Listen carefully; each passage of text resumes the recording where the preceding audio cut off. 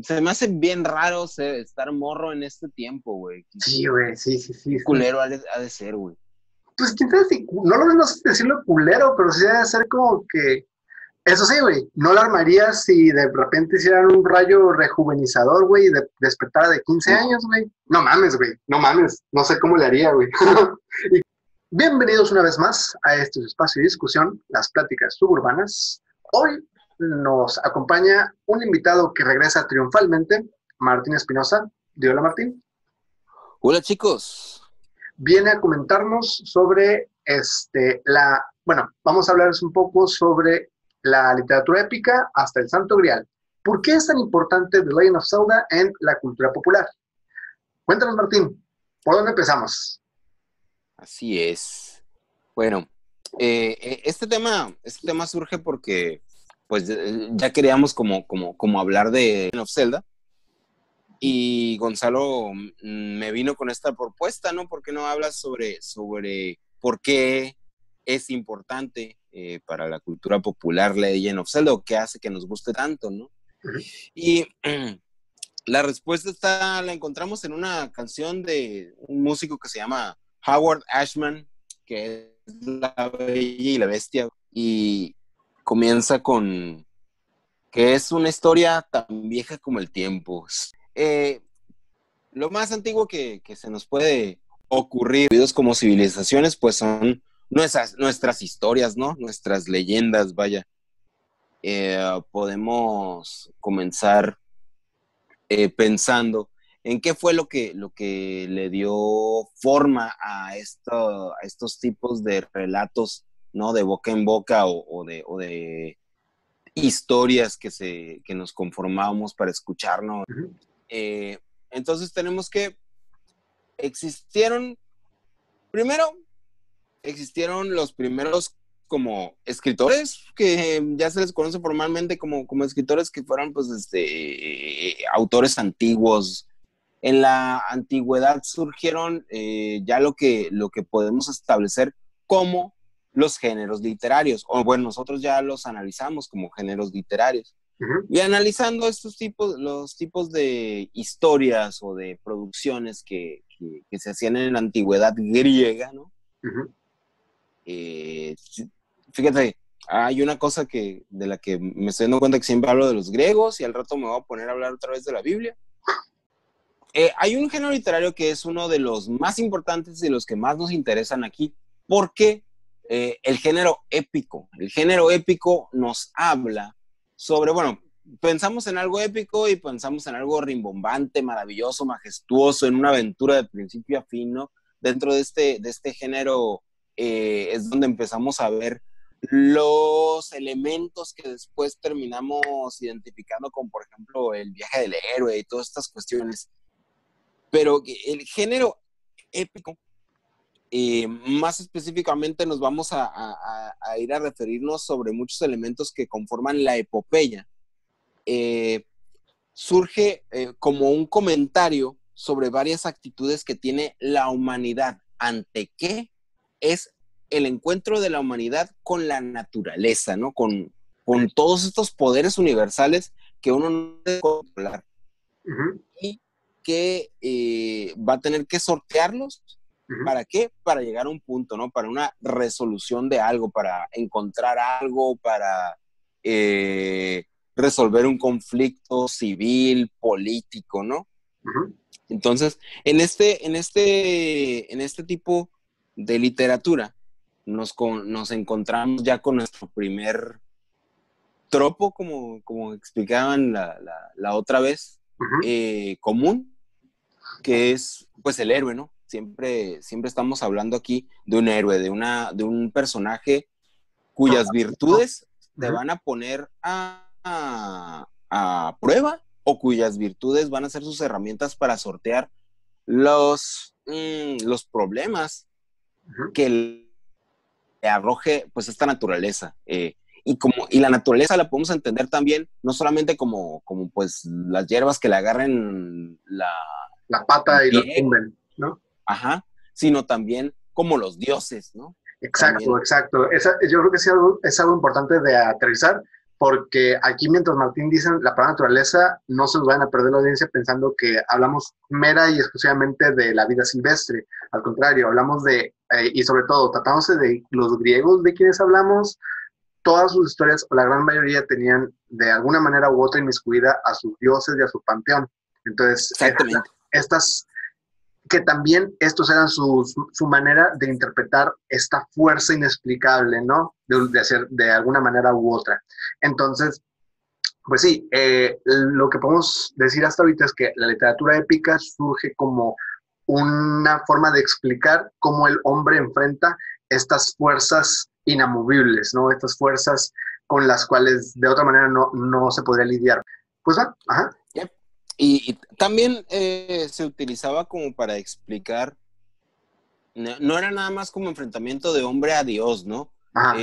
También al ir avanzando en los tipos de conflictos tocados en las obras literarias, también se utilizaron para sí meter elementos ya como deídicos, como mágicos, pero también para explicar broncas políticas, ¿no? O sociales, ¿no? Como guerras y demás.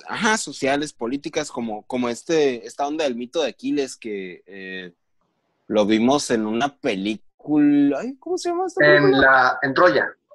Troya, ajá. Donde explican el mito de Aquiles de una manera como muy terrenal, ¿no? De hecho, en un futuro episodio que saldrá la semana próxima, explicamos un poco sobre la romantización de este personaje, que mientras que en el mito es manejado como un villano, la interpretación de la película lo hace ver como, bueno, como Brad Pitt. Sí, pues a fin de cuentas lo vemos en la película, lo vemos de manera muy humana, de manera muy aterrizada. Este personaje era una metáfora, como lo comentamos. Sí. Bueno, ya explicando esta cuestión, pues ya tenemos varios elementos, ¿no? Que se aterrizan muy directamente a la leyenda de Zelda, ¿no? Pues tenemos el héroe, tenemos el confrontamiento contra figuras mágicas o deídicas, tenemos conflictos entre reinos y toda esta cuestión, que no son exclusivas de la leyenda de Zelda, que se pueden aplicar a muchísimos otros medios. Un ejemplo que nos podemos atravesar sobre este tipo de leyendas o de literatura, pues puede ser la literatura tolkiana o incluso Star Wars, incluso hay, ¿cómo se llama esto? Del león y Narnia. Varias cosas, ¿no? Ajá. Varias cosas, ¿no? Por supuesto. U otros videojuegos, ¿no? O sea, God of War, obviamente. Pero otros, hay mucho donde cortar, pero pues de este confrontamiento, vaya, que ahorita ya utilizamos la palabra épica para decir como todo lo que sea grandioso, pues surge de este tipo de obras, ¿no? O este tipo de literaturas. Sí, te iba a preguntar, ¿otro de estos mitos también podrían ser, o otro tipo de esta misma literatura podrían ser los mitos arturianos? Sí, precisamente para eso iba. Exactamente, sí, muy bien, andamos concorde. Pues uno de los tipos de producción que puede, dentro de los que se puede tomar este tipo de ejemplo, y de que fue así un paso muy importante para la evolución de las historias como pues, de aventuras, si les podemos decir, es que decirles de aventuras épicas ya es como redundante y confuso, pero pues de las historias de aventuras, digamos, son precisamente no tanto los mitos del rey Arturo, sino primero que nada las historias de caballería, ¿no? Entiendo. Para hablar primero de esto, pues puedo hacer referencia de una data de uno de los primeros capítulos del libro del Quijote de la Mancha, en el que dice que quiso ponerse de nombre a sí mismo, hablando del Quijote, ¿no? Quiso ponerse de nombre a sí mismo y se puso Don Quijote. Y al acordarse de Amadaulo, se puso de la Mancha, poniendo su patria en su mismo manera de decirse. Estoy parafraseando. Claro. pero pues ya estamos hablando, aquí con esta frase también podemos ver ciertas características aterrizadas, que la obra del Quijote de la Mancha es precisamente como una referencia casi satírica Ujú. sobre la literatura de caballería, Ujú. casi satírica, porque no termina siendo como Sátira como tal. como tal, ¿no? Pero sí es como una referencia un poquito más cómica de Ujú. lo que es precisamente el cómo debería de ser un caballero, ¿no? Claro. Entonces, aquí mismo vemos, es que el cuate se puso, incluso su propio nombre que se escogió el personaje, dijo, es que yo tengo que llamar, mi nombre se tiene que parecer al de otro cabrón que, que, que sea legendario en la literatura caballeresca. Y bueno, les platico un poco sobre el personaje de Amadís de Gaula, Ujú. que es un personaje que se dice que fue una pieza clave en la toma de un lugar allá en España que se llama Granada.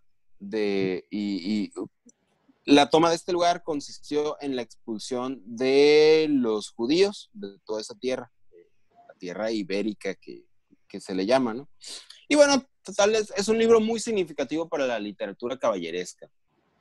Pero pues la literatura caballeresca tiene ciertos elementos que se van formando, ¿no? Que es precisamente, primero que nada, el caballero, ¿no?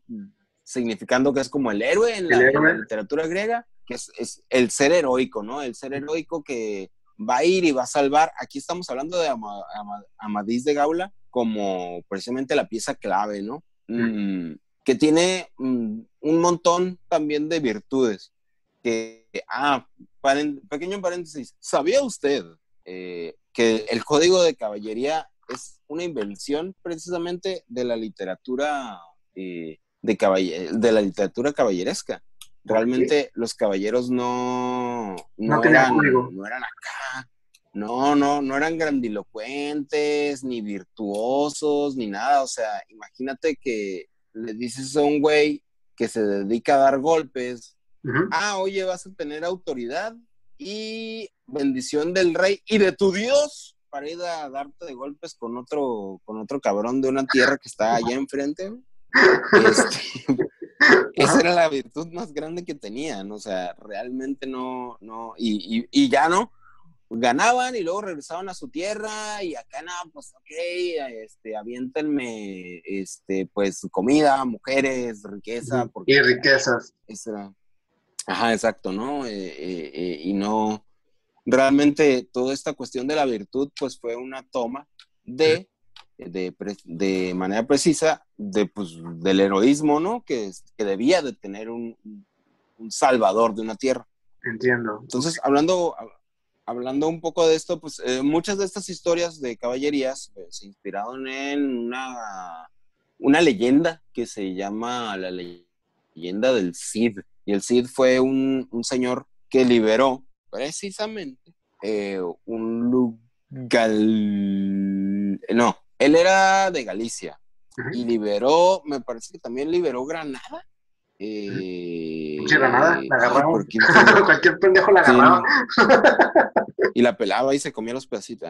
Pero bueno, Pues no ves, no eh, estás diciendo que tuvieron que ir a rescatarlas dos veces, dos personas completamente diferentes. no, pero es que Amadís de Gaula era un personaje de literatura caballeresca. Ya veo. Ahorita el Cid se supone, dice la leyenda, que sí existió, que agarró sus cosas, su riqueza y a su gente y fue y liberó este pedazo. Es que se me hace que no era Granada y se me olvidó ahorita. Ujú. Era un lugar ahí también, por ahí, por la tierra ibérica. Claro, Eh, y es muy, muy famoso porque pues era la leyenda del Cid que quiere reconquistar para su rey, quitarle la tierra de su invasor, ujú. que lleva por media luna su estandarte. Si alguien me descifra ¿Referencia? esa referencia, güey, Yo me encargo de que reciba un premio por eso. Ajá, güey, sí, recibe un premio. Que por cierto, este ha sido el episodio de los shoutouts, pero próximamente tendremos nuestro primer giveaway. Sí, el día que des el giveaway también das el premio Sí, del que de esta resuelve la referencia. referencia. Ok, entonces, recapitulando un poco, vamos viendo que el concepto del héroe caballeresco es una construcción Así es. que se ha forjado desde época griega. Um, entrando a la A literatura la caballeresca, literatura caballeresca, sí. por eso, Ajá. entrando a la literatura caballeresca, vemos que más elementos se van agregando a la mitología o a la idea del caballero, que en realidad no reflejaba al 100% lo que era un caballero en la vida real. Uh-huh. Uh-huh, Sí, construye su símbolo uh-huh, específico de un caballero, ¿no? entiendo, Pero al final viene a ser lo mismo que un héroe, nada más que pues en la edad de las cruzadas. entiendo. Hice hincapié en esto del invasor de la media luna en su estandarte, perdón, porque, y refiero ahorita a las cruzadas, porque es muy importante saber por qué empezaron a surgir todas estas leyendas y estos conflictos políticos, ¿no? Un poquito ya de lecciones de historia y de historia de leyenda, ¿no? Porque quién sabe realmente qué pasó ahí. Por supuesto. Pero las cruzadas empezaron a darse precisamente por peleas por tierras, ¿no? Y por tierras de dónde? Tierras de Medio Oriente. O sea, es el lugar que siempre ha estado lleno de guerras y lleno de desmadres, ya sea por petróleo, o ya sea porque ahí se murió Jesús, o ya sea por no sé qué, Ajá, pero siempre está lleno de conflictos ahí. conflicto. Y en esos tiempos del tiempo 1000 después de Cristo, por ahí, pues ya se comenzaba, ¿no? Este tipo pues de conflictos. Los Claro. musulmanes o el pueblo judío o pues varios pueblos de Medio Oriente, los árabes también, se peleaban mucho por estas tierras, también con otras personas de Europa que tenían interés en reconquistar, según esto, siempre reconquistar para la corona y para su Dios, siempre pues, significaba que para lo que quedaba del Imperio Romano, o el Imperio Romano destrozado, o el Imperio Franco, no sé qué, ¿no? Uh-huh.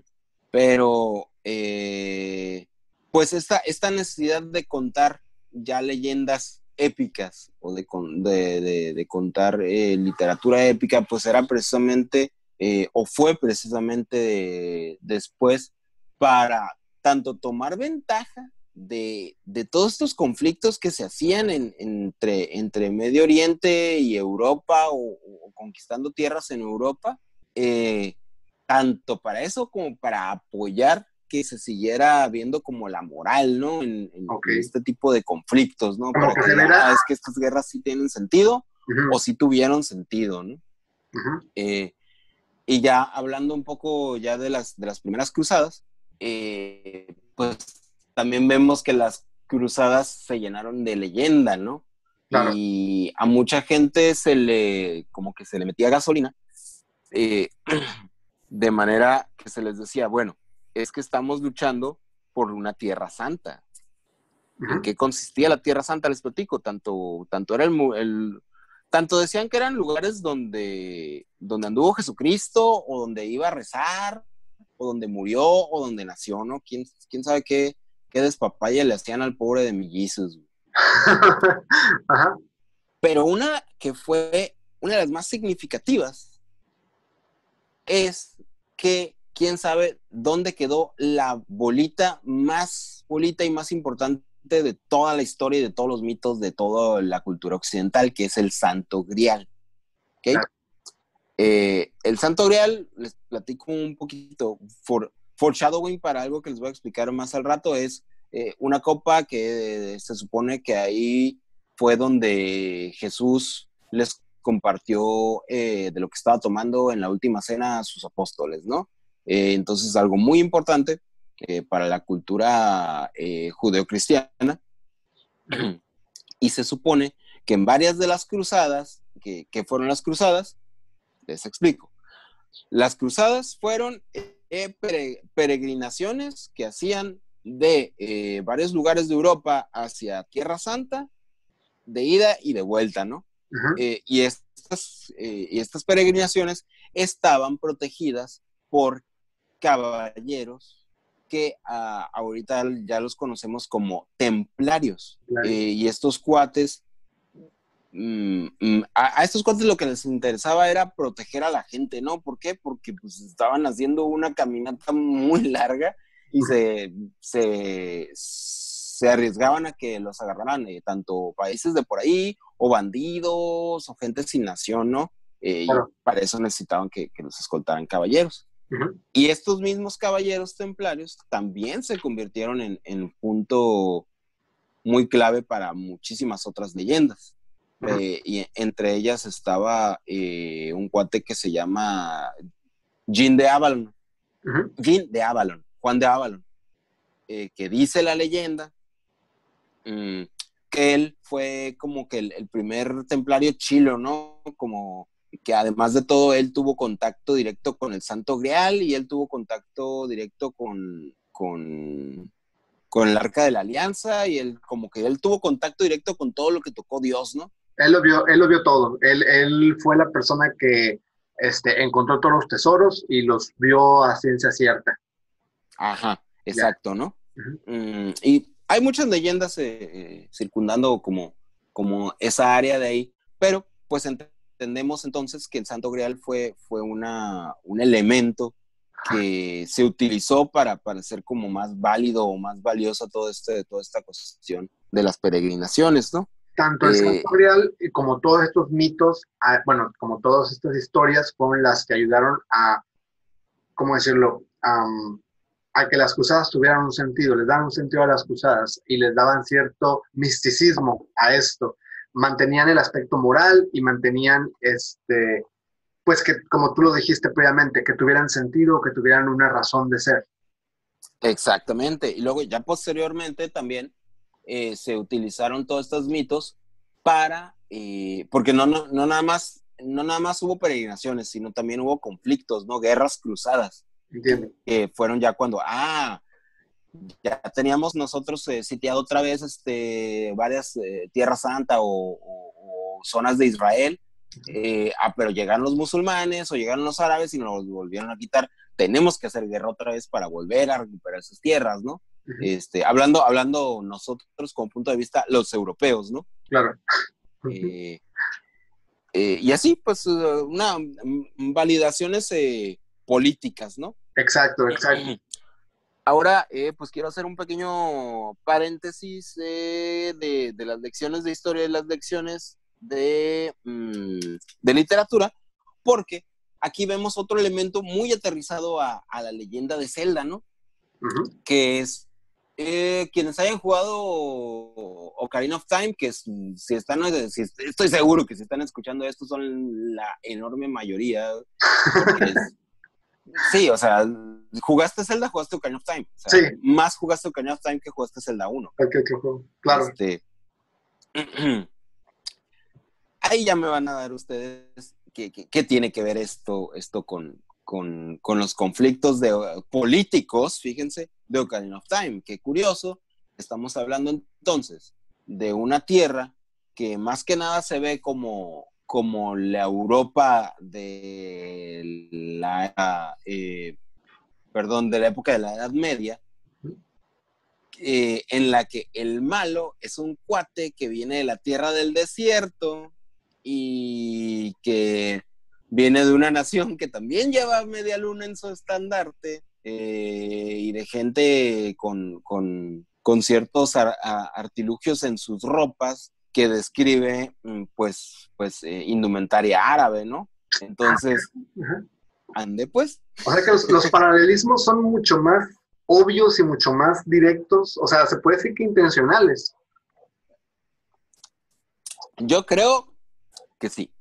Ok, ajá, qué interesante, o sea, porque todo lo que vas diciendo casa, no soy ningún conocedor de Zelda, pero sí, o sea, casa, con la referencia que tengo y con el aspecto gráfico que conozco de la franquicia, todo casa demasiado bien, diría yo.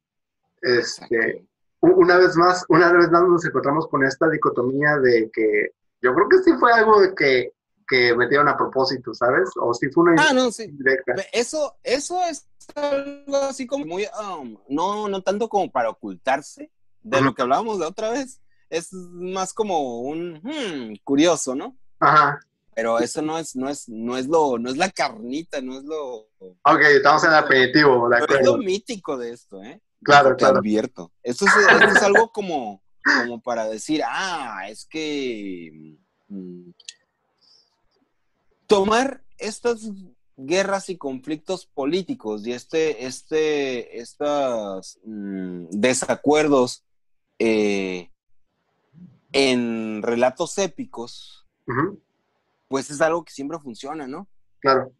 O sea, y repito, lo vemos en Star Wars, lo vemos en Tolkien, Ajá. lo vemos en Harry Potter, que Harry Potter termina también el gran conflicto de Harry Potter también termina siendo un enfrentamiento político de ideas, ¿no?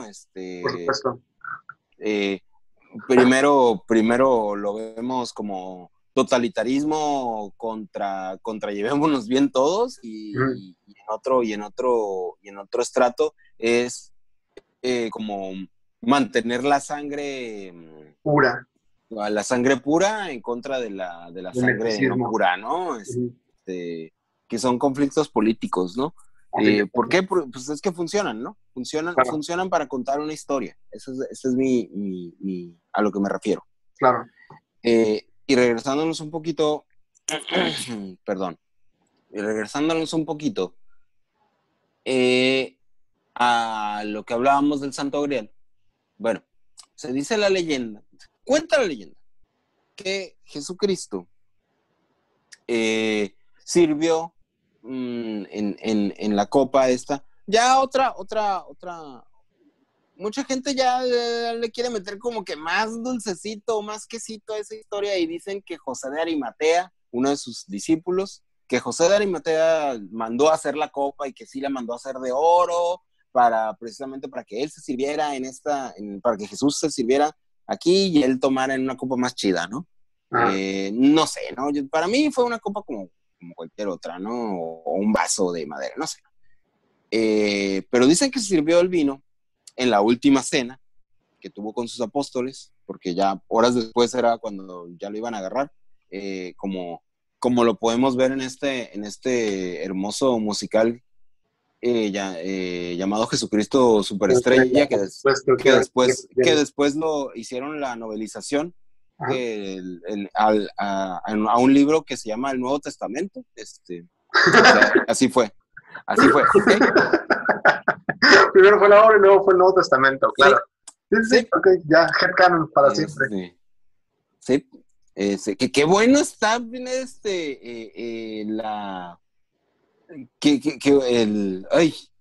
Jesucristo Superestrella acá en México, está muy chido, está muy chido. Pero Lo bueno, tengo que checar. Ajá.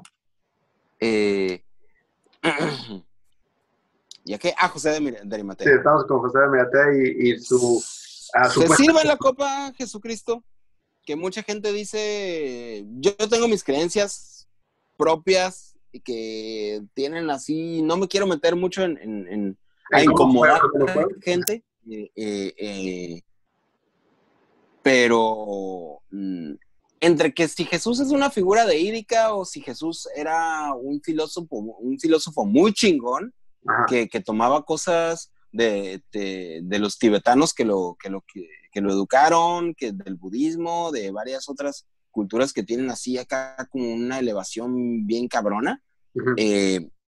No voy a tomar postura por ninguno de los dos, pero agarra la copa, sirve, se supone que convierte el vino en su sangre Entiendo. y les da a todos y dice pues lo que todos escuchamos en las misas, todos los católicos, ¿no? Porque todos los mexas fuimos católicos en algún momento.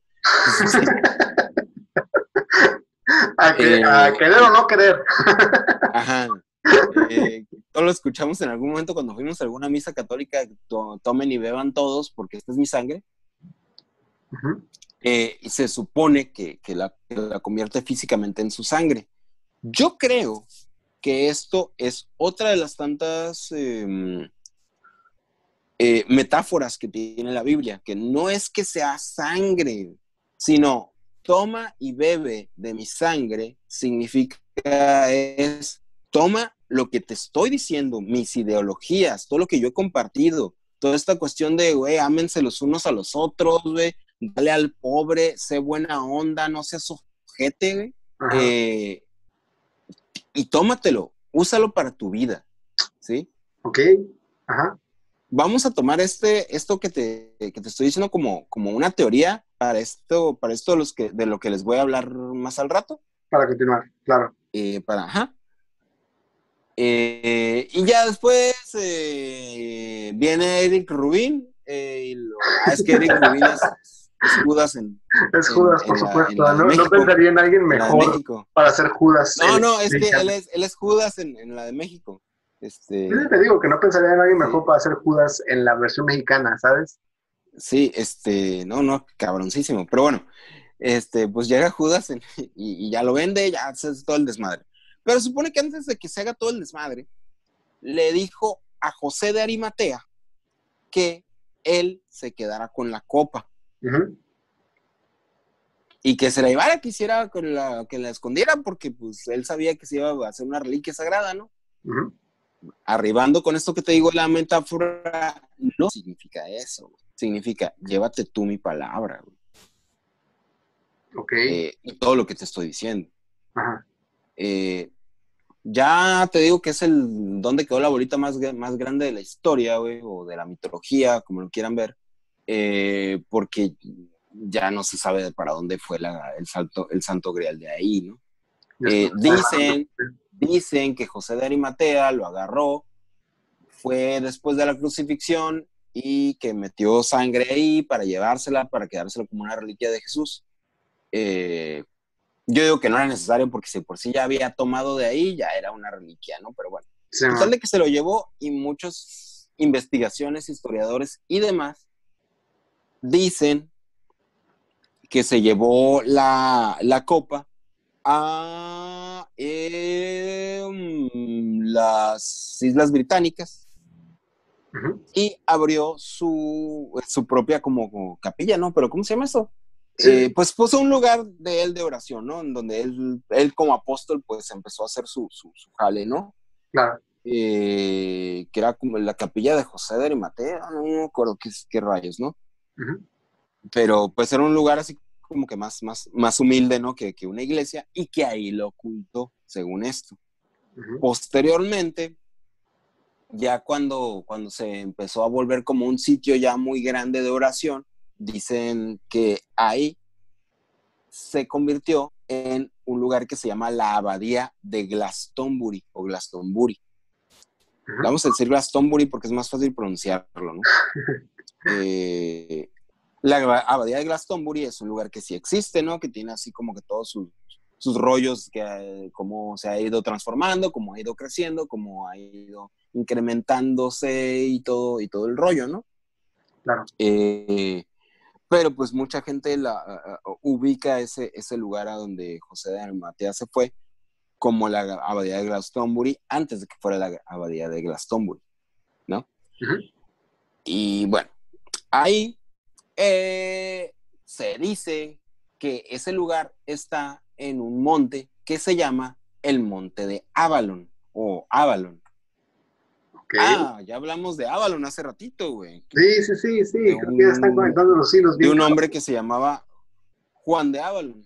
Pero, Ajá. pues, ¿por qué Juan de Avalon se llamaba Juan de Avalon? ¿Será porque habrá nacido en Avalon o porque habrá sido porque como el Quijote se quiso poner un nombre bien fregón? Ajá. Yo digo lo segundo. ¿Por qué? Porque Avalon, quien sepa un poquito, quien sea como más geekson en estos asuntos, va a saber que Avalon es un lugar en las leyendas del rey Arturo, que es un monte legendario, que es en donde, es un lugar a donde fue el rey Arturo para hacer un par de jales, Ujú. para, a veces dicen que se fue a meditar, otras veces, he encontrado que algunos dicen que ahí fue precisamente a donde fue a buscar Excalibur y o el Santo Grial. Ujú. Pero lo que sí es que se supone que ahí es donde precisamente forjaron Excalibur. Oh, shit. Las mujeres mágicas que existen en esa tradición, Ujú. que pues ¿Qué será? ¿Ninfa? es que de allá es de donde es todo de ahí es de donde es toda la mitología celta. Ajá. Entonces ellos no los llamaban brujas, ¿no? Ahorita ya lo conocemos como brujas o como wiccas o como le quieras decir. Pero pues todas las personas mágicas se supone que forjaron Excalibur ahí, ¿no?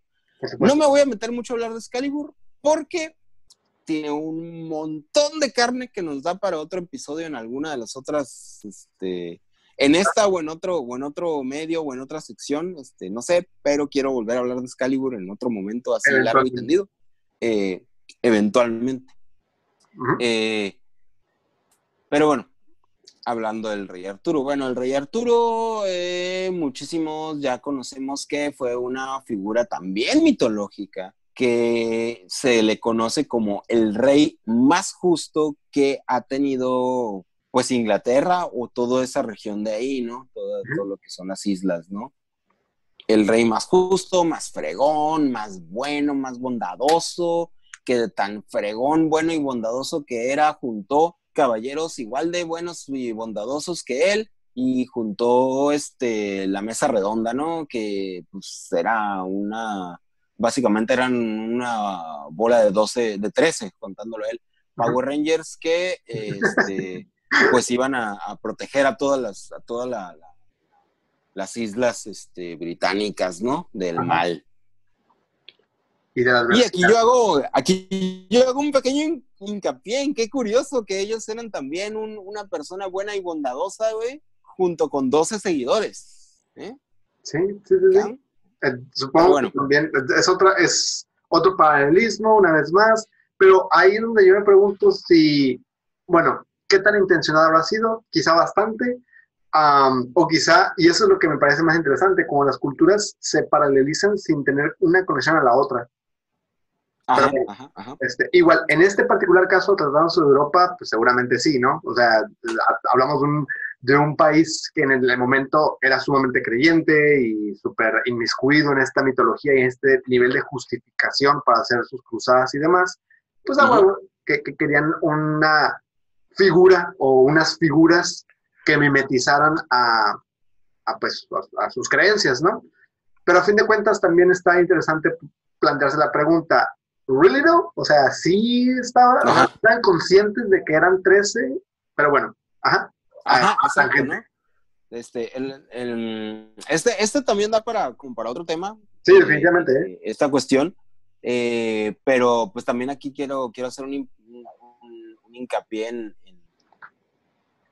otra cuestión de The Legend of Zelda que se estableció desde Link to the Past y mucha más gente lo va a conocer porque también estuvo presente en Ocarina of Time, Uh-huh. que es la cuestión de los sabios, ¿no? Los sabios eh, eh, que protegen como el camino para llegar a la Trifuerza, por así decirlo, o el camino para llegar al reino sagrado, que es donde está la Trifuerza, ¿no? Uh-huh.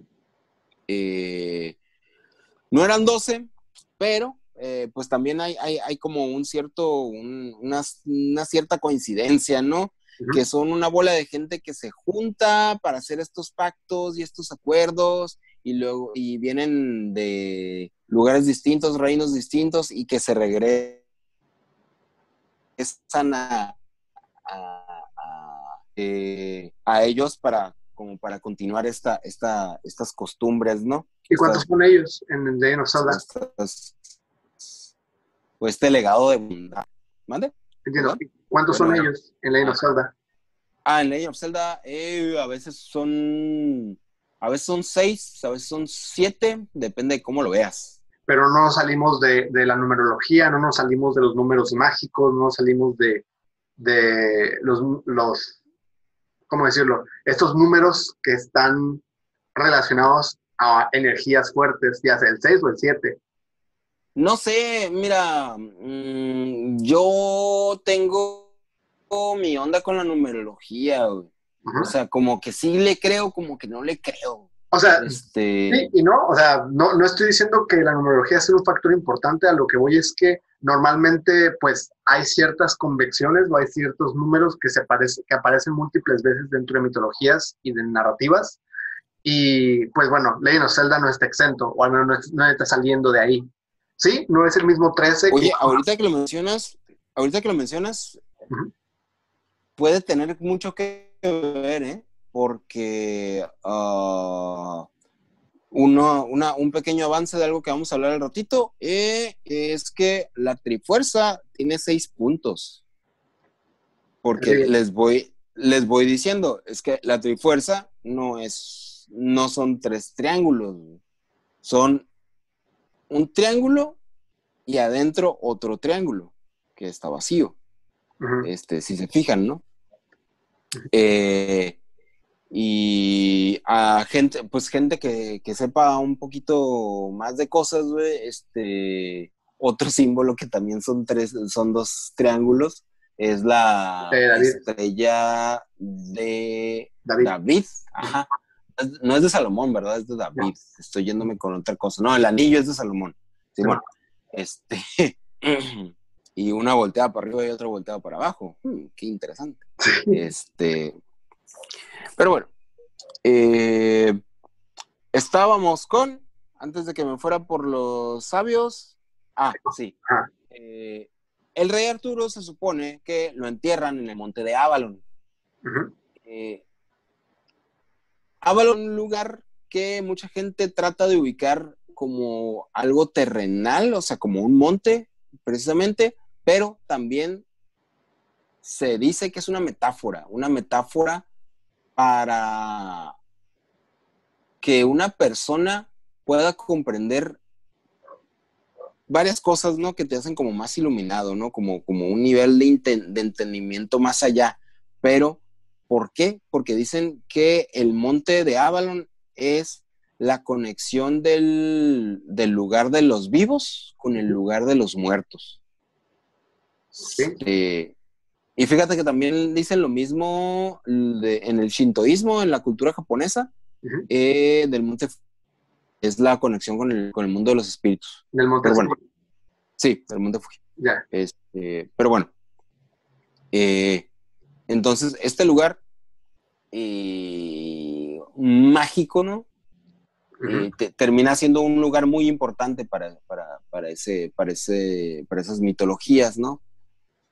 Pero pues ahí te va. Entonces, ¿dónde está en la bahía de Glastonbury, Ujú.